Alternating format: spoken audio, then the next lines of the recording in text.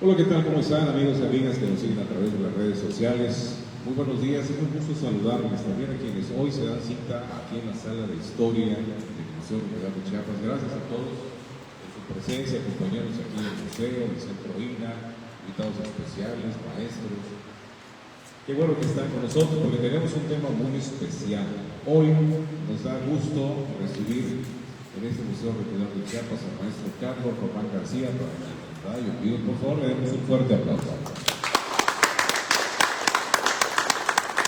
Carlos Román viene a platicarnos y a reflexionar también sobre el plan de Chiapas Libre, este documento tan importante, y quisimos hacer esta plática en este espacio porque este manuscrito lo tenemos justamente aquí, a escasos, ¿qué serán?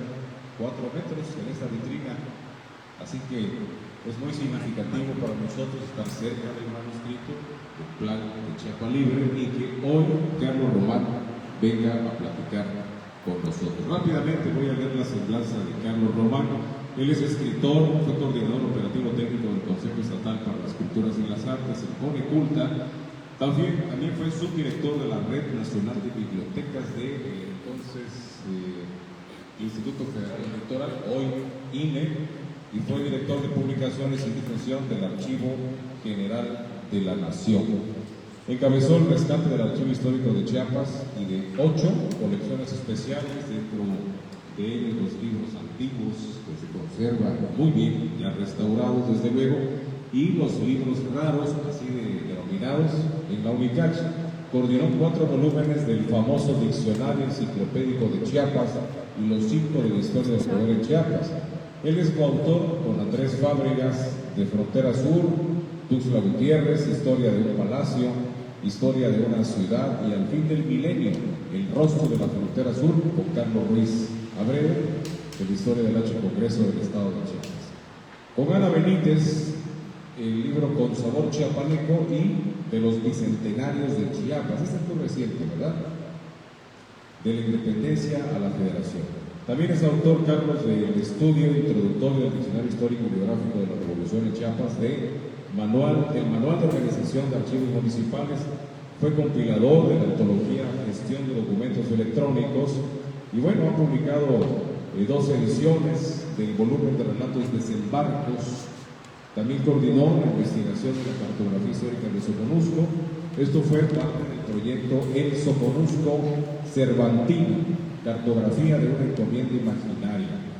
Ha sido jefe de redacción, ha sido editor de muchas publicaciones periódicas, más de 100 libros, condujo en 2010 los 14 programas de la serie televisiva Memorias de Nuestra Tierra, sobre la independencia, la revolución, y bueno, tuvo un carrete de entrevistados muy famosos, Jan de Vos, Tomás Lee, Andrés Fábregas, Juan Pedro Viqueiras, entre otros.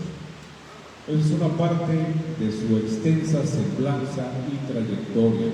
Dejamos el micrófono con el maestro Carlos Román y el tema el plan de Chiapas Libre, un hito de la historia. Muchas gracias. Pues lo primero que voy a hacer es completar el título. Entiendo que cuando se hacen los carteles para la difusión, a veces el título es demasiado largo. Entonces, lo que tengo que aclarar es que se llama el Plan de Chiapas Libre, un hito en la historia chiapaneca. Porque naturalmente empezaré mi reflexión tratando de enfocar cómo es mi visión de la historia. Y bueno, aunque no acostumbro o no acostumbraba a leer, ahora lo voy a hacer porque me pasa lo que decía Juan Luis Borges con la memoria. Dice, mi memoria ahora es como una sirvienta vieja, la llamo y todavía viene, pero se tarda. Entonces, ahora no solo no me acuerdo de las cosas de repente, sino que comienzo hablando de una cosa y termino hablando de otra. Entonces, por razones de orden, voy a permitirme leer y comentar con ustedes este tema que además me apasiona. La libertad, Sancho, es uno de los más preciosos dones que a los hombres dieron los cielos. Con ella no pueden igualarse los tesoros que encierra la tierra ni el mar en la cubre. Por la libertad, así como por la honra, se puede y debe aventurar la vida, y por el contrario, el cautiverio es el mayor mal que puede venir a los hombres. Cervantes, Don Quijote.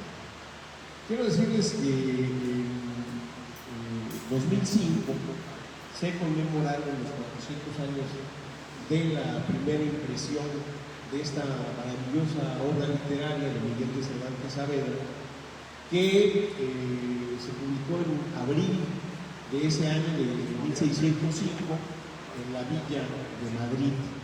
Y lo sorprendente y lo increíble es que mientras trabajaba yo en el Archivo General de la Nación, sucedió que el gobierno español, el Ministerio de Cultura de España, propuso ese año hacer una búsqueda universal de los indicios cervantinos en las bibliotecas y los archivos del mundo. Entonces mi jefe, director del Archivo General de la Nación, Jorge Luis Dueñas, me pregunta: oye Carlos, ¿qué tenemos aquí que pueda ser significativo para esta convocatoria? Porque ofrecen una buena gana. Quiero decirles ahí que además hay una cosa muy curiosa. El gobierno español y sus instituciones subvencionan este tipo de proyectos en el mundo cuando gobierna la derecha, cuando gobierna el Partido Popular. Y mi hipótesis es que ellos tienen un sentimiento indígena respecto de la conquista y que de alguna manera seguimos siendo una especie de buenos salvajes para ellos. Entonces piensan que auxiliarnos, que además nosotros lo recibimos con mucho agrado porque sirve para hacer proyectos importantes, sucede. En cambio, cuando gobierna el Partido Socialista, ellos nos entienden como camaradas, digamos, ¿no? Como iguales. Entonces, generalmente cuando es así, como ocurre ahora mismo, pues no hay ese tipo de subvención. Entonces, ¿qué pasó? Pues que encontramos que Cervantes escribió, antes de escribir el Quijote, le escribió una carta al rey, literalmente pidiéndole trabajo, porque se había quedado manco después de la batalla de Lepanto y ocurrió que pues, no tenía trabajo. Entonces había una serie de vacantes, vacas, decían en ese tiempo, en América, entre ellas la contaduría mayor en Cartagena de Indias, otra plaza en La Paz, en lo que ahora es Bolivia, y también de una encomienda en Soconusco, dentro de la Capitanía General de Guatemala, escribe Cervantes. Bueno, pues resulta que no le dan ninguna de las plazas, pero eso ha permitido que muchos escritores, historiadores, entre ellos Antonio García de León, aventuren la hipótesis de que si hubiese venido al Soconusco, el Quijote, en lugar de empezar en un lugar de la Mancha, de cuyo nombre no quiero acordarme, hubiera empezado en un lugar del Soconusco, quizá en Huehuetán, en un trópico infernal lleno de mosquitos. Entonces hubiera sido diferente la historia. Pero, ¿qué pasó? Que al no tener esos empleos, se contrató como recaudador de rentas. Su necesidad económica lo hizo que se picara algunas de las rentas que recaudaba, lo metieron a la cárcel y ahí escribió el Quijote. Entonces, con este pretexto, logramos que el gobierno español subvencionara dos grandes proyectos. Uno, el rescate de los archivos de la región del Soconusco, precisamente aquí en territorio, que salvo la nueva regionalización, que aquí no me dejará mentir Valente, incluía el Soconusco a Arriaga, Tonalá y Pijijiapa, es decir, empezaba en Arriaga, en el límite frontero con Oaxaca, y llegaba hasta Ciudad Hidalgo, hasta Suchiate. Es decir, era toda la franja costera, la región designada como Soconusco. Entonces, hicimos un trabajo junto con el doctor Justus Fenner, de rescate, de identificación de estos archivos. Encontramos maravillas como el hecho de que en Pijijiapa hay un documento de 1765, que es un plano del común del pueblo, que no está lamentablemente en el archivo municipal, sino en un pequeño museo que dirigía y coordinaba el cronista, el arquitecto Arturo Sibajá Carbón, compañero en la historia de los ferrocarriles también de Valente Moreno. Entonces, bueno, eso fue por un lado, y por el otro nos permitió organizar cerca de 1 kilómetro de papeles que estaban en el Archivo General de la Nación, conocidos como indiferente general. Cuando alguien no sabía dónde iba determinado expediente, lo apuntaban al indiferente general. Entonces se hizo un masacote que durante siglos la gente evadió. Recordemos que el archivo se fundó, y esto es muy importante, durante las reformas borbónicas en 1792, cuando estaba el virrey Juan Vicente Güemes de Pacheco y Palacio. Entonces, desde ese tiempo los papeles que no sabían dónde poner los mandaban a indiferentes. Entonces, con el dinero que nos mandaron los españoles, reunimos un grupo de 55 jóvenes historiadores de la UNAM, del Colegio de México, de la ENA, de la UAM, y entre todos nos metimos a ordenar ese papeleo y a describir lo que encontramos. Encontramos maravillas y sorpresas como denuncias de piratería en el puerto de Tonalá, que tenía muy pocos años de haber funcionado gracias a la petición que hizo Mariano Robles Domínguez en las Cortes de Paz, de que funcionara como puerto Tonalá. Entonces tenía muy pocos años y encontramos denuncias de piratería. Entonces, digamos que ese es el antecedente de mi interés personal sobre estos temas, y pues ahora sí ya voy a empezar. La inclinación de las historias locales por reproducir a escala los acontecimientos nacionales obedece a la imposición de una historia nacional ajena a la realidad de los estados y propia de la paradoja más grave de la vida pública de México desde su origen: ser una república federal de nombre y un país centralista de hecho. Reconocer las historias matrias es entender la condición diversa de México y la manera en que se articulan los procesos particulares de cada entidad debido a su ubicación y conformación territorial, a su geografía política, a su variedad étnica, a su disposición de recursos naturales y a la voluntad de pertenencia a la República. En la naciente República hubo una discusión entre el padre Mier y el ranchero Ramos Arizpe sobre cuál sería la mejor forma de organizar el país naciente.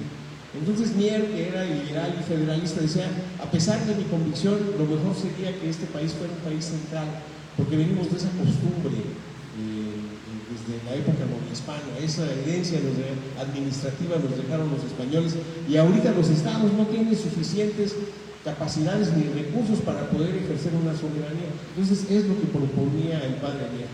En cambio, Miguel Ramos Arizpe decía que lo mejor es que hubiera una república federal en donde los estados tuvieran esa autonomía relativa conforme al modelo de los Estados Unidos de Norteamérica.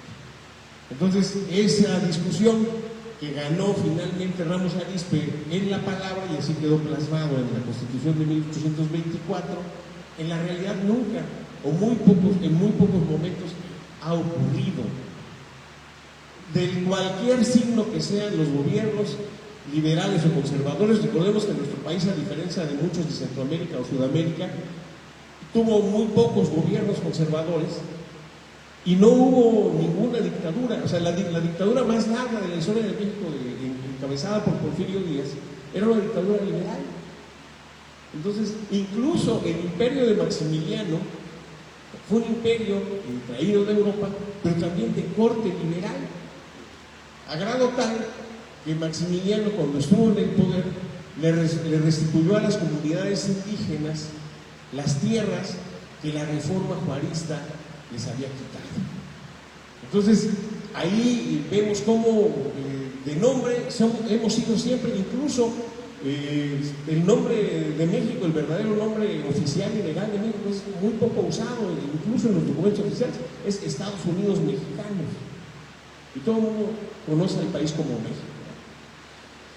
Chiapas vivió en el periodo que va de la proclamación de la independencia a su integración a México como parte del nuevo Estado Nacional, un tiempo en el que una clase política emergente en las principales villas y ciudades de la provincia hubo de tomar, tras un ejercicio circular de reflexión colectiva, las decisiones que le llevaron a separarse de manera definitiva de Guatemala, de la antigua Capitanía General primero y de las Provincias Unidas del Centro de América después, y adherirse al efímero imperio de Iturbide y luego a los Estados Unidos mexicanos. Chiapas, en esa perspectiva, se unió 2 veces a México. Si se toma en cuenta su integración al imperio de enero de 1822 a abril de 1823, su separación de esa fecha a septiembre de 1824 y su incorporación definitiva a México el 14 de ese mes. Entonces Chiapas estuvo 2 veces en México, pero en el Inter hubo un periodo en el que no estuvo ni con México, ni con el antecedente administrativo que era la Capitanía General de Guatemala, ni con la nueva propuesta de federación que eran las Provincias Unidas del Centro de América. Entonces ahí viene una primera inquietud que he tenido mucho tiempo y que además ha venido a afirmar con este tema del plan de Chiapa Libre por razones que les diré enseguida. Cuando el 14 de septiembre Chiapas se federa a México, no se anexa. Hay gente que sigue insistiendo en decir la anexión de Chiapas a México no hubo tal, es decir, no se arrogó la República, aunque lo quiso hacer en algún momento, no se arrogó la República el derecho de incorporar a los chiapanecos, sino que los chiapanecos lo hicieron de manera voluntaria las 2 veces. La primera, siendo Comitán la primera villa en toda la capitanía, en todo el reino de Guatemala, que declaró su independencia el 28 de agosto de 1820. Y después, ocurriendo que tras el 14 de septiembre, la federación definitiva se da después de la realización de un plebiscito, que es un ejercicio democrático insólito para los años que vivía lo que ahora es nuestro país. O sea, no había en ese tiempo, o sea, por ejemplo, en la emisión, esto que dije al principio, de que se suele equiparar la historia nacional y hacer una copia a escala en los estados, tiene que ver, por ejemplo, con el mito de que Fray Matías de Córdoba y Ordóñez dio un grito en Comitán el 28 de agosto, cuando esto no ocurrió. El 28 de agosto sucedió que los síndicos Miguel Ortiz y Victoriano Cancino del ayuntamiento, pero adherirlos al plan de Iguala y declarar la independencia, el ejército va a entrar y vamos a tener guerra y problemas que no tuvimos. O sea, por eso no se puede equiparar la historia nacional a todas las historias estatales o regionales. Aquí no hubo guerra de independencia. Aquí no hubo, salvo una mítica batalla de la Chincuya, en la que se atribuye una incursión de Mariano Matamoros a Tonalá. No hubo ningún combate, hubo intercambio epistolar, hubo apoyo.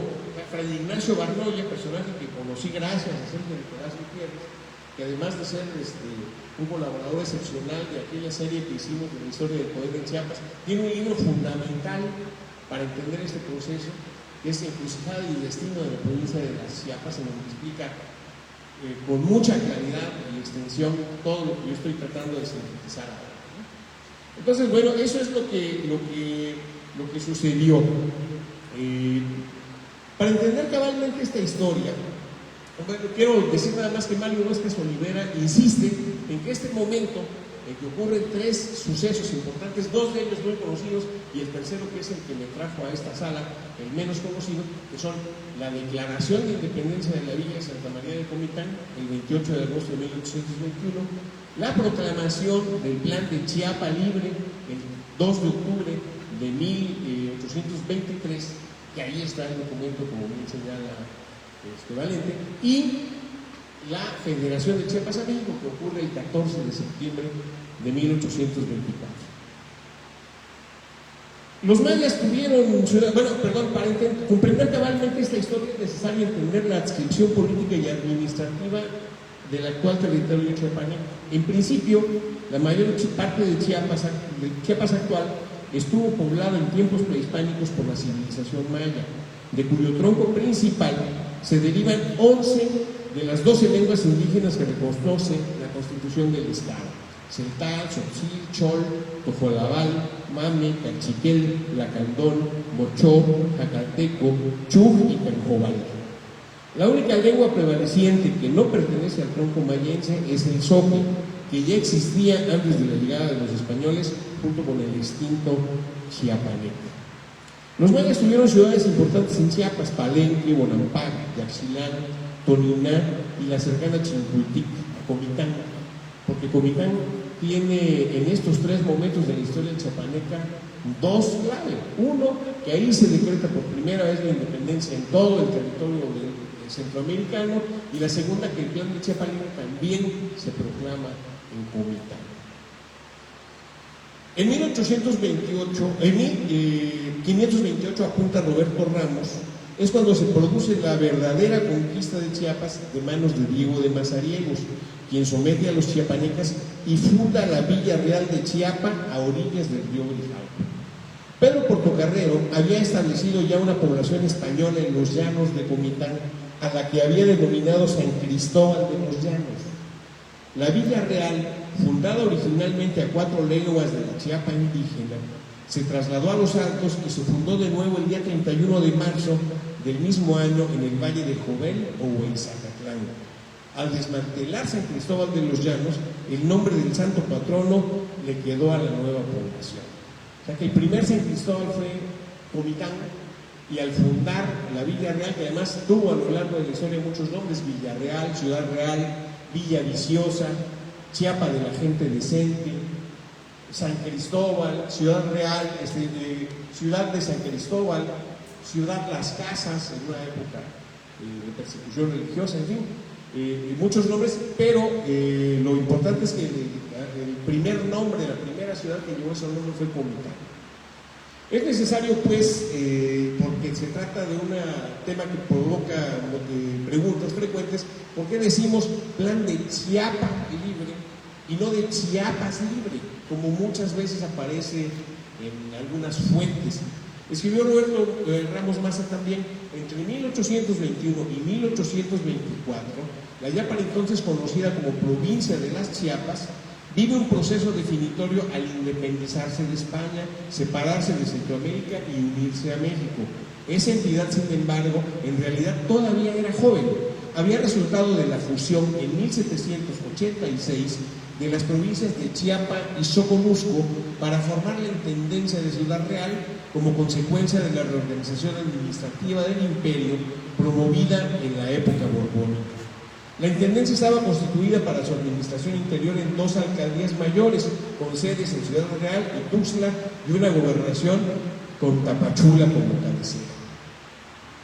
El periodo en que por voluntad propia la provincia de las Chiapas, que comenzó a llamarse así en este momento que recuerda Roberto, permaneció independiente para decidir su destino, puede decidirse en el epítome de su movimiento, del movimiento que los chiapanecos hacen a la caída del imperio de Agustín de Iturbide y la falta de vigencia del plan de Iguala que se habían adherido.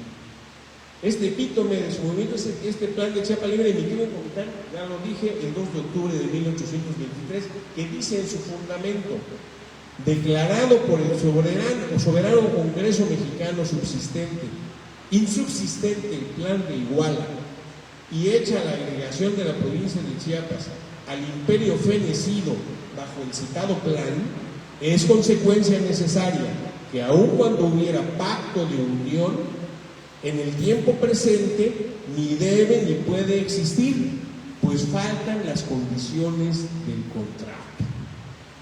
Quizá de esta expresión de autonomía, hecha en el contexto específico de la caída del imperio, venga la idea errónea, muchas veces divulgada, de que la Federación de México, hecha posterior e irrevocablemente en 1824, tenía un plazo perentorio y podía deshacerse a voluntad. Lo que sí resulta cierto es que el mismo abandono que sintió la provincia durante los casi 300 años que dependió de Guatemala, lo ha sentido Chiapas como Estado en distintos momentos de su vida independiente en su relación con la República Mexicana. Este mito de que había plazo y término de la adhesión de la Federación de Chiapas a México lo divulgó, entre otros, la senadora Irma Serrano, de origen chiapaneco comiteco. Y bueno, el interés tenía que ver con una buena intención de fondo, que era que la Federación volteara a Chiapas. Como saben ustedes también, así como Mariano Robles Domínguez en las Cortes de Cádiz se quejó de los 300 años de abandono en que la provincia de las Chiapas había estado por parte de las autoridades centrales de Guatemala, de esa misma manera la queja se reprodujo de manera posterior y a lo largo del tiempo en que Chiapas ha pertenecido a México ha habido momentos de ese reclamo. Jean de Vos llamó de manera muy pertinente y muy precisa sentimiento chiapaneco a esta condición local de defenderse de la imposición externa. El grito de independencia se da para evitar que las tropas mexicanas incursionen libremente por el territorio local. El plan de Chiapa Libre se emite para evitar que las decisiones que le corresponden libremente, por eso cité al principio ese pasaje hermoso del Quijote donde habla Don Quijote de la Mancha Sancho sobre el significado de la libertad, porque es muy llamativo. O sea, si ustedes analizan de dónde viene el nombre de liberales que se atribuyeron muchos de los políticos de ese tiempo, entre ellos Joaquín Miguel Gutiérrez, quien junto con Fray Ignacio Barnoya fue uno de los redactores de este plan de Chiapa Libre. O sea, son liberales porque su primer valor es la libertad. Ustedes saben que en la escuela, porque la historia siempre la hacen los vencedores, esa es la razón del debate actual sobre los libros de texto, la historia la hacen quienes están en el poder. O sea, en este caso, o sea, a nosotros nos han contado incompleta nuestra historia. O sea, no hemos tenido el privilegio de saber completamente qué fue lo que sucedió.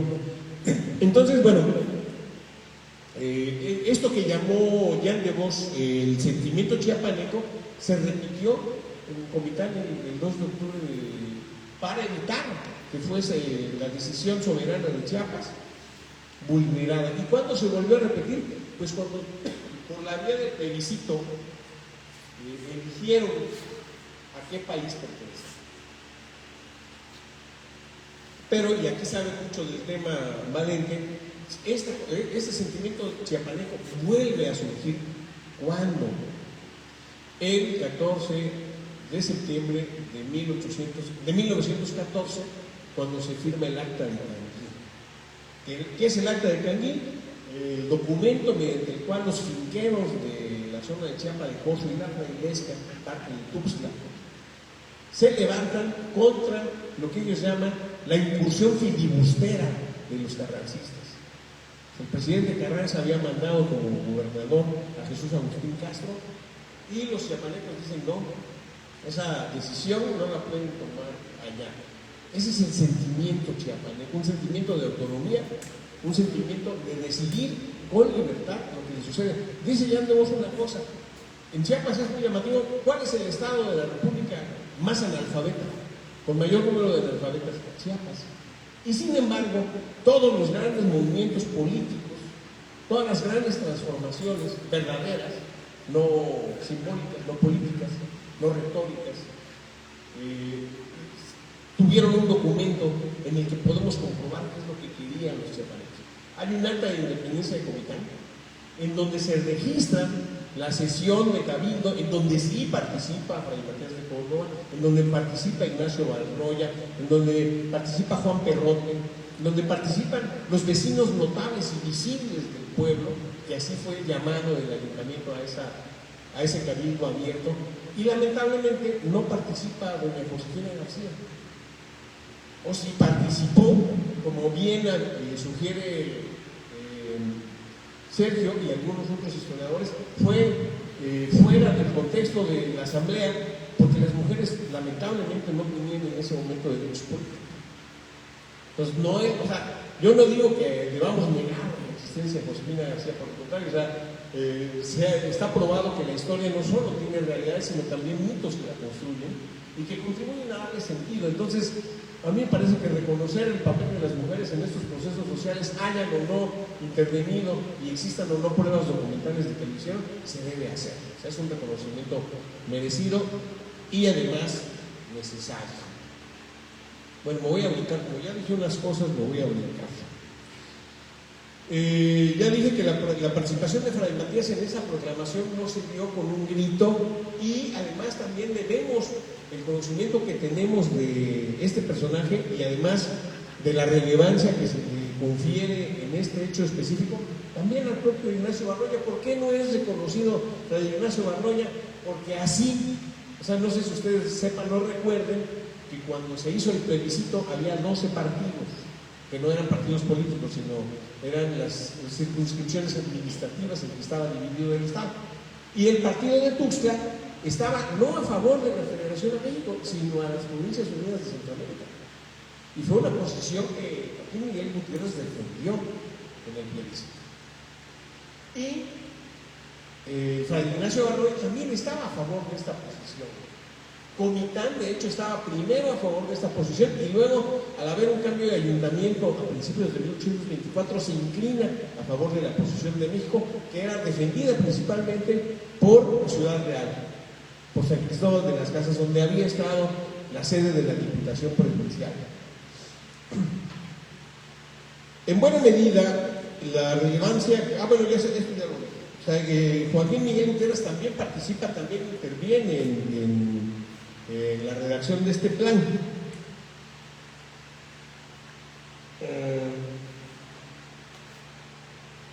Las proclamas chiapanecas de las que habla Jan de Bosch, firmadas ya sea por el cabildo de las villas o ciudades o incluso por los vecinos visibles, y la de Guatemala, fueron diferentes por una razón. La primera independencia se da en Comitán el 28 de agosto de 1821 y a Guatemala llega hasta el 15 de septiembre.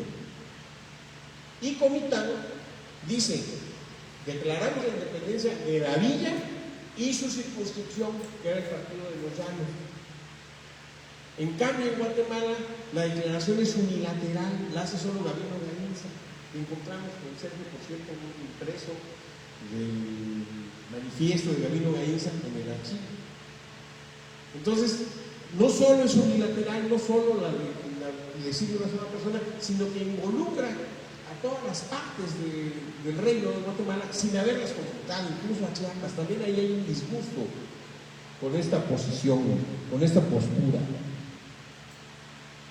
En abril de 1823, ya pasado todo este proceso, a la caída del efímero imperio de Iturbide, de Agustín I de Iturbide, que así se hizo llamar, los integrantes del ayuntamiento tuxtleco convocaron mediante un oficio a Ciudad Real a la integración de una junta gubernativa provisional que se formó con 12 miembros, uno por cada uno de los partidos, lo que les acabo de mencionar, o distritos de la provincia: Ciudad Real, Comitán, Huistán, Iztacomitán, Ocosingo, Palenque, San Andrés, Simojovel, Tapachula, Tilac, Tonalá y Tuxtla. Y se instaló el 8 de abril. La Junta empezó a actuar hasta el 8 de junio con 10 de sus representantes: Francisco Guillén como presidente, Marcelo Solórzano, José Diego Lara, Pedro José Solórzano, Carlos Castañón, Fernando Luis Corona, Ignacio Ruiz, Manuel Espinosa, Manuel Escobar y Joaquín Miguel Gutiérrez como vocal secretario. Pues los de Iztacomitán y Tapachula no habían llegado, y ahí se discutió y resolvió la cuestión de si la separación del imperio equivalía a la separación de México. Hubo empate, eran 12 partidos, estaban representados 10, 5 votaron a favor y 5 votaron en contra. Y a instancias de Joaquín Miguel Gutiérrez e Ignacio Ruiz, representantes de Tuxtla y Comitán, el acuerdo se alcanzó luego de discutir a fondo el asunto, y no por la vía de la suerte, como había propuesto alguno. La resolución final fue asumir como disuelto el Pacto de Unión a México, a reserva de que se restaurase el sistema de gobierno imperial, en cuyo caso volverían a asignarlo. El 1 de julio de 1823, las provincias representadas en el Congreso convocado en Guatemala, mientras las que no se contaba Chiapas, se habían declarado también libres de México e integraron las Provincias Unidas de Centroamérica. A la hora, como se dice en algunas regiones de México, de que los chiapanecos se patrasean de ese pacto con México, también lo hacen los centroamericanos. También se disuelve. Y recuerden que el imperio de Iturbide, si lo medimos territorialmente, ha sido uno de los países más grandes del planeta, porque abarcaba desde Arkansas, desde la Alta California, hasta Panamá.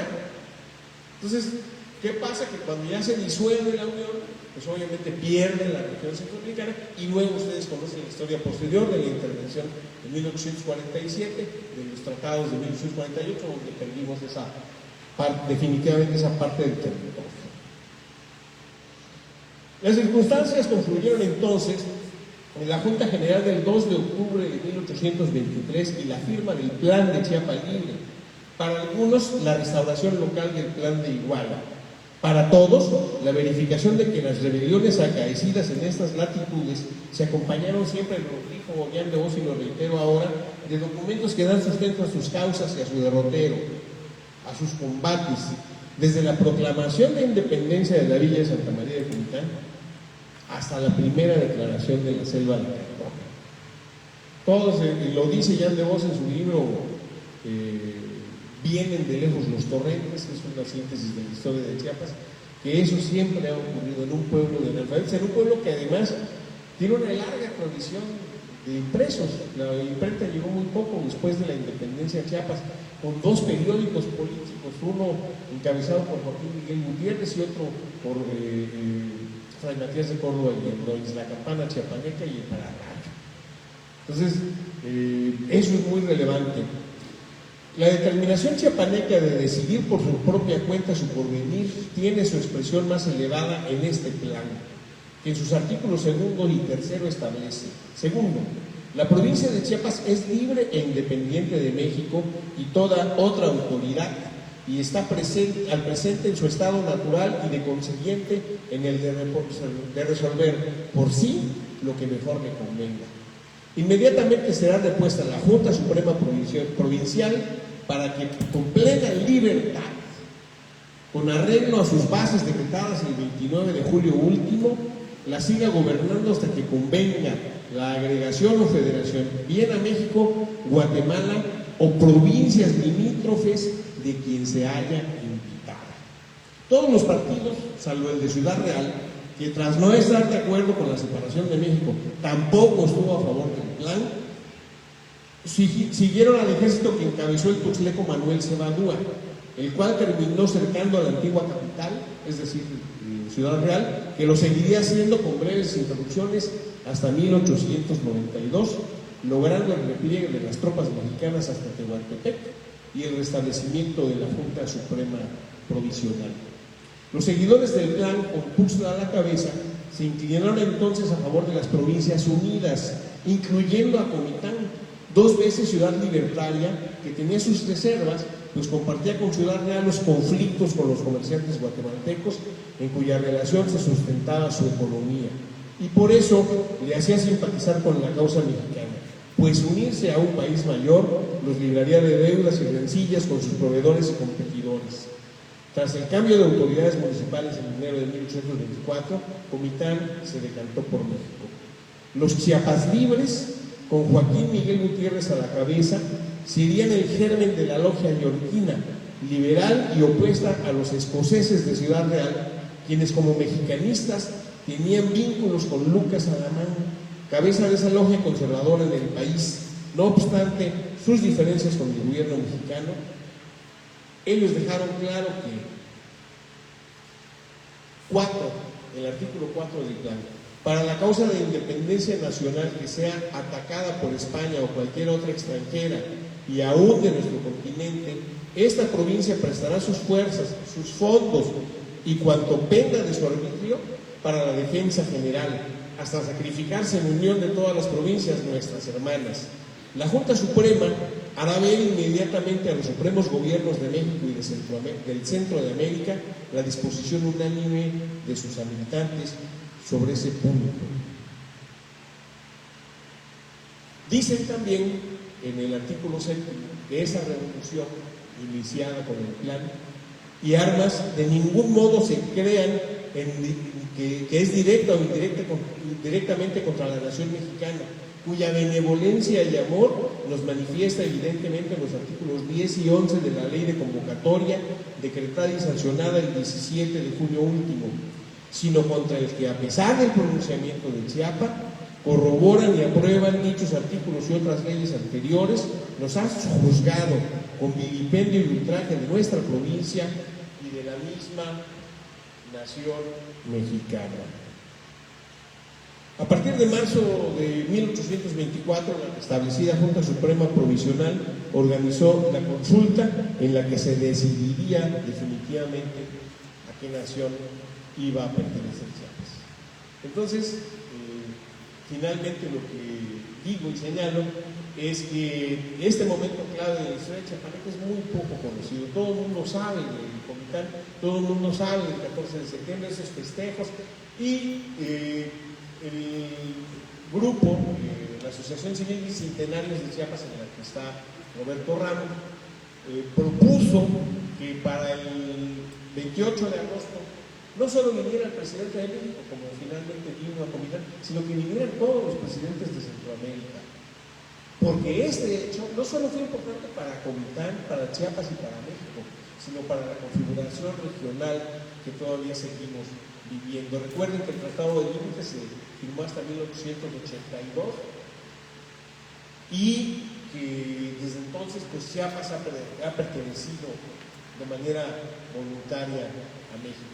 Entonces, este momento es importante de conocer porque además, como les digo, me recuerda ese espíritu liberal que pone a la libertad como el más alto de los valores. Les decía, entre todas las constituciones, los mexicanos y la historia oficial reconocen la de 1824, la de 1857 y la de 1917. No reconocen ni las 7 leyes, ni el estatuto de gobierno del imperio de Maximiliano, ni las constituciones conservadoras, las excluimos de nuestra historia.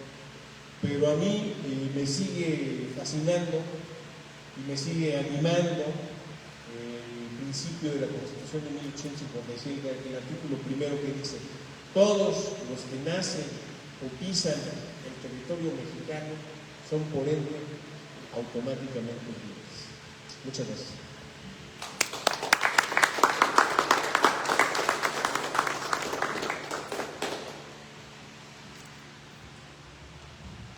Importantes reflexiones del maestro Carlos Román. Efectivamente, conocemos únicamente y ponderamos y exaltamos ese 14 de septiembre, pero hay un